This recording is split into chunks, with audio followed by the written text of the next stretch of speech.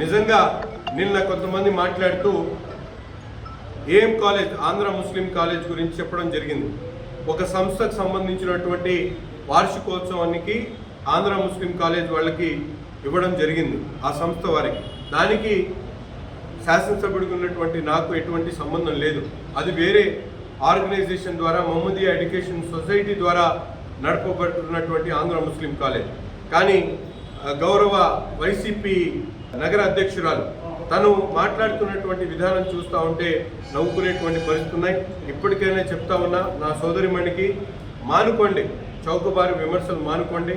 మేము ప్రజాహితం కోసం, ప్రజల కోసం పనిచేసేటువంటి వ్యక్తులం.